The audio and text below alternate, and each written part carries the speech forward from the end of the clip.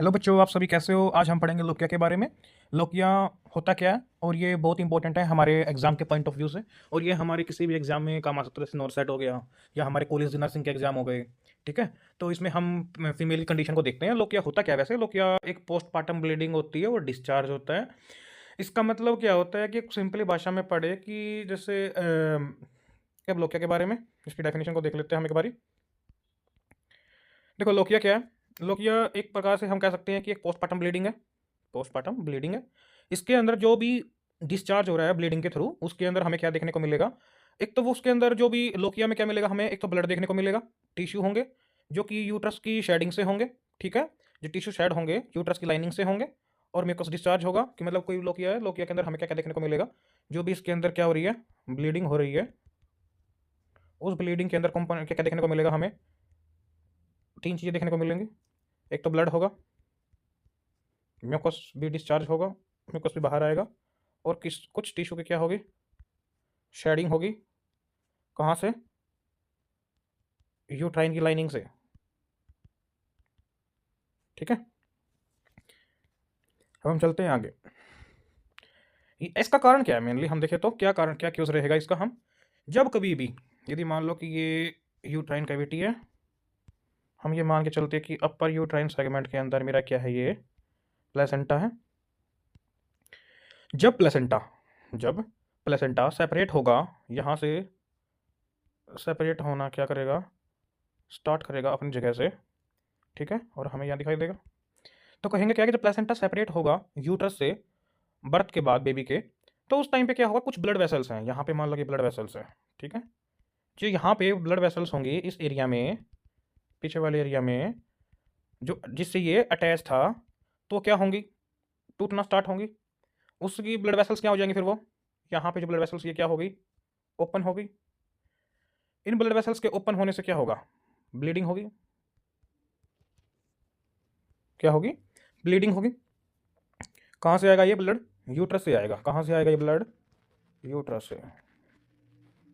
ठीक है, उसके बाद क्या होगा, जब मेरा ये प्लेसेंटा बाहर निकल जाएगा, जब ये मेरा प्लेसेंटा यहाँ से बाहर निकल जाएगा, ठीक है, तो उस टाइम पे क्या होगा, यूट्रस क्या करना स्टार्ट कर देगा, कॉन्ट्रैक्ट करना स्टार्ट कर देगा।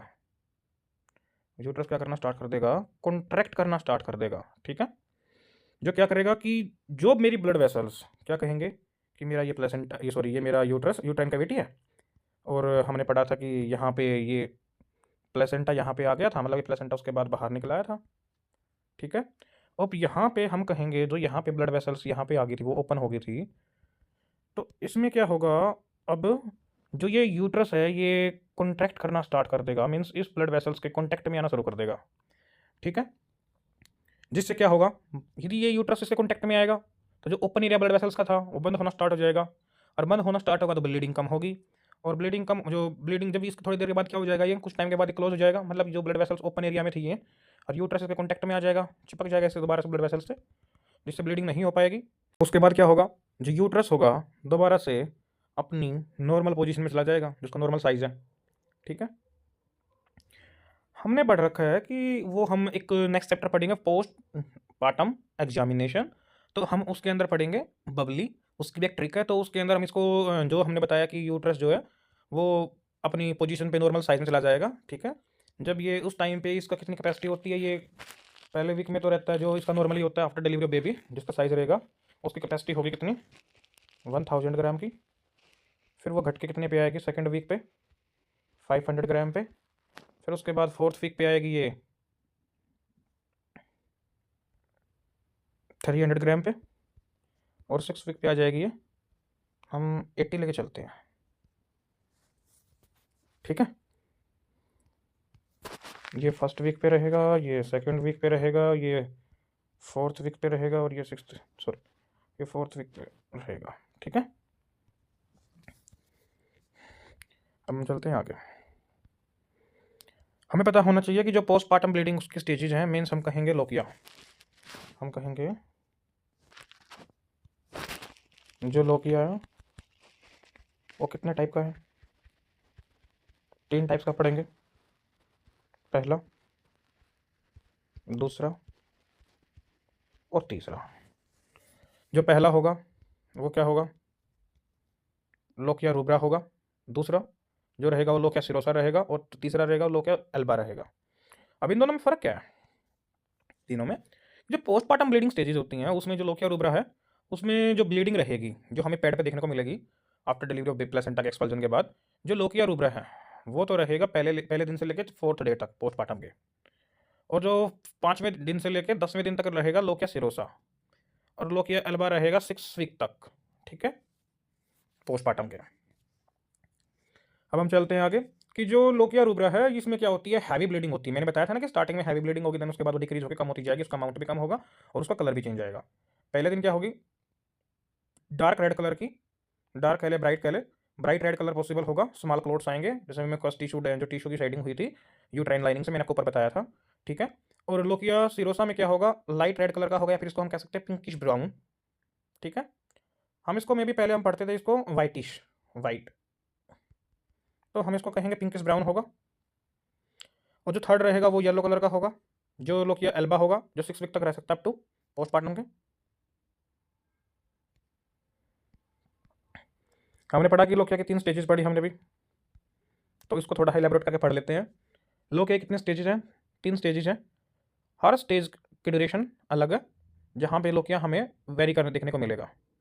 यदि लोकिया पेरियड को पूरा हैवी ब्लीडिंग होती है पहली स्टेज पे, तो हम एक्सपेक्ट क्या करते हैं कि एक तो ब्राइट और डार्क रेड कलर का ब्लड होगा पहले पिछले मतलब जो भी आफ्टर ब्लीडिंग स्टार्ट हुई है उसके दिन से लेके पहले 3-4 दिन जो रहेगी वो उसमें हमें सोचेंगे एज्यूम करेंगे कि पहले 3-4 दिन तक जो होगी लोकिया रूब्रा चलती है, जिसमें क्या होगा ब्लड डार्क और रेड कलर का होगा, ठीक है। इसमें हैवी पीरियड्स होते हैं, स्मॉल क्लोट भी आते हैं नॉर्मली, ठीक है, इसमें माइल्ड और पीरियड लाइक क्रैम्प भी होते हैं। सेकंड पढ़ेंगे हम लोकिया सिरोसा, इसके अंदर देखो कलर चेंज हो गया, इसमें कैसा था रेड कलर था, इसमें कैसा हो गया थोड़ा सा ना इसके अंदर शेडिंग आ गई, जैसे मतलब कह सकते हैं कि इसमें पिंकिश ब्राउन कलर है, कि पिंकिश ब्राउन कलर क्या हो रहा है, डिस्चार्ज हो रहा है।